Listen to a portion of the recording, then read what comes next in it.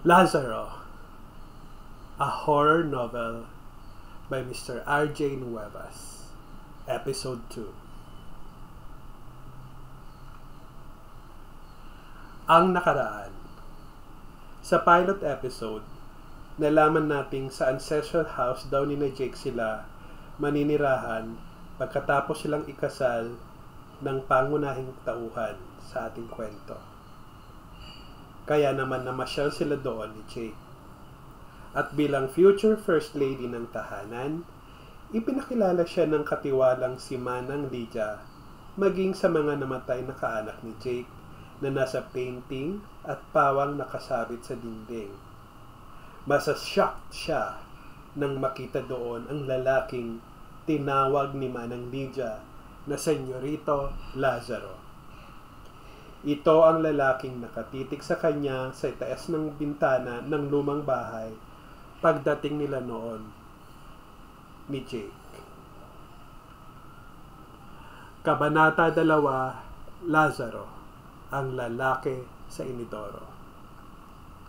Muli niyang tiningnan ang lalaki sa larawan.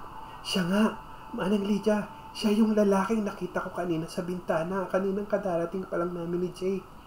Nakita ko siya, nakatitik sa akin. Pero nung ituro ko kay Jake, parang bigla siyang nawala. Nang mga sandaling yon, parang nahimasmasan na si Manang Lydia. Mas kalmante na ito at nang muling magsalita, ay wala na ang takot na nasilip dito niya kanina. Imposible yon, sabi ni Manang Lydia. Matagal nang patay si Senyorito Lazaro. Ho? Hindi siya halos makapaniwala. Manang, kung patay na siya, sino ko yung nakita ko kanina? Baka na malikmata ka lang, anak. Ako lang mag-isa rito.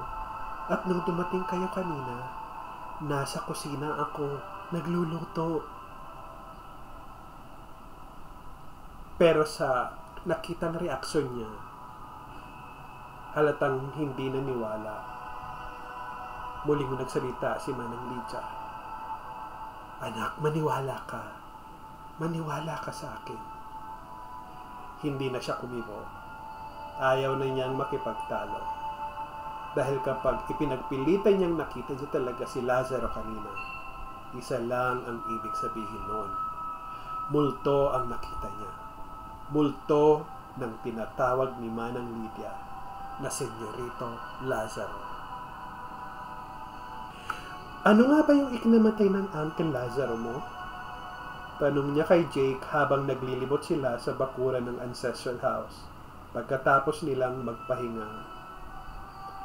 Hindi agad sumagot si Jake. At bigla, instead na sagutin siya, basta na lang siyang hinila nito papunta sa puno ng kaimito. Halika dali, may bunga ang mga kaimito, oh. Tingnan mo, ang sarap ng mga yun. Tara dali. At mabilis nang tumakbo si Jake papunta sa puno ng kaimito. Naisip niya, iniiwasan ba ni Jake na pag-usapan ang tungkol sa tiyuhin nitong namatay? Nang malapitan niya si Jake sa may puno ng kaimito, nakapaghubad na ito ng sandals. Mabilis na itong umakyat ng puno. Mamimitas ako, ha? Tapos saluhin mo, ha? Kailangan magaling kang sumalo. At bago pa siya nakasagot, biglang may ihinagis ng isang kaimito si Jake sa kanya. Matatawa siyang hahabulin nito sa ere. Maya-maya pa sunod-sunod ang naging pagpitas ni Jake ng mga bunga ng kaimito na sunod-sunod ding ibinabato sa kanya. Kaya isinahod na lang niya ang palda niya sa mga ito para hindi mahulog sa lupa at madurog. Tama na to! Tama na! Ang dami na! Natatawa na niyang sigaw maya-maya pa. Mapupurga na tayo sa kaimito sa dami nito. Dahil libang na libang sa mga bunga ng kaimito, sa sandali niyang nakalimutan ang tungkol kay Lazaro. Maya-maya pa nga ay bumaba na rin si Jake at naupo sila sa damuhan. Nang makita siya ni Jake na hirap kung paano bubuksan ang mga bunga ng kaimito, tinuruan siya ni Jake kung paano ang gagawin sa pamamagitan ng pag-ipit sa magkabilang palad. Pinagtawanan pa siya ni Jake. Kayo talagang mga laking Maynila, ni hindi kayo marunong magbukas ng mga prutas. Na gusto sana niyang sagutin ng pabiro. At kayong mga lalaking taga-probinsya, may mga inililihim.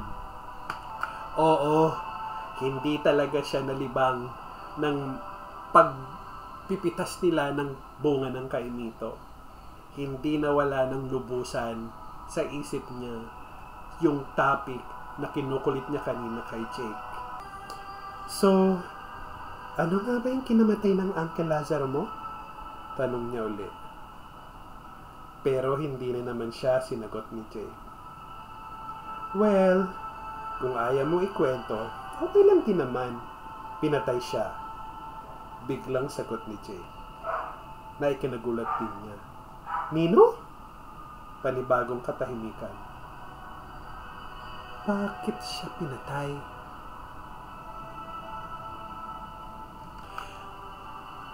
Tumayo lang si Jake at tumingin sa malayo. Hindi na niya sinundan ang tanong niya. Ewan, pero parang natatakot na rin siyang alamin kung ano ang nangyari sa uncle ni Jake. At noon lumubog ang araw. Nagsimula na silang balutin ni Jake ng gumagapang na dilim. Ito ang magiging unang gabi nila sa ancestral house. Pagkatapos nilang maghapunan ni Jake, tinulungan niyang maghugas ng pinggan si Manang Lydia. At muli, nagkaroon siya ng pagkakataon na uriratin ang matandang katiwala. Manang Lydia, bakit ho pinatay ang uncle ni Jake? Sino ho ang pumatay sa kanya? Gulat na napatingin si Manang Lydia sa kanya. Paano mo nalamang pinatay ang senyorito? Kinuwento ho ni Jake. Oh, ba't nagtatanong ka pa sa akin ngayon? Ikunento na pala sa'yo. May konti ng pagkainis ang tono ng boses ni Manang Lydia. Hindi ho niya kasi tinapos yung kwento eh. Hindi na niya nasabi kung bakit pinatay. At kung sino ang pumatay dun sa uncle niya. Kung hindi nagkwento si Jake, mas wala akong karapatang magsabi. Sabay talikod ni Manang Lydia. Muli siyang napaisip sa parehong pag-iwas ng mga kasama niya sa bahay ng mga tanong tungkol kay Lazaro.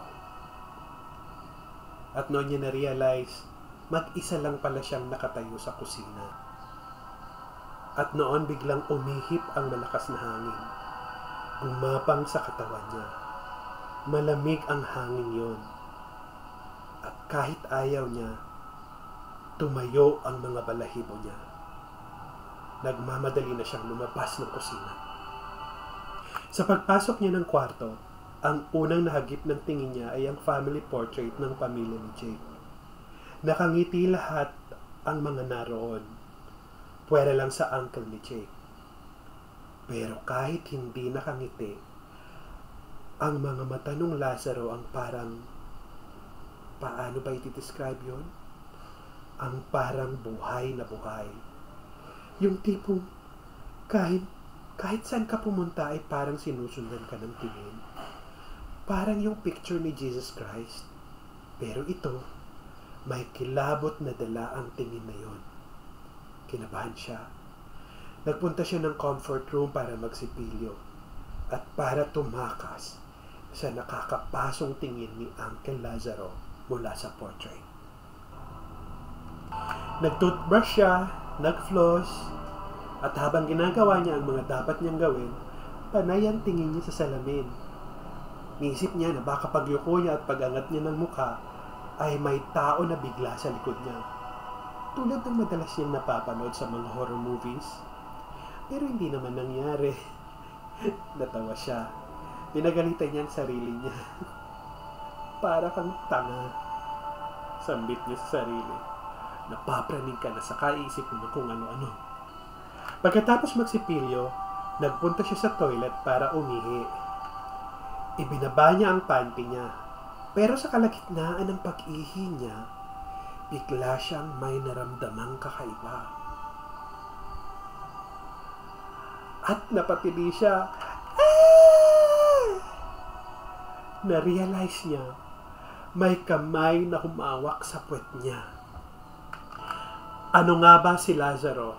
Bakit lagi siyang nagpaparamdam sa girlfriend ni Jake? Ano ang nais niyang ipahiwati?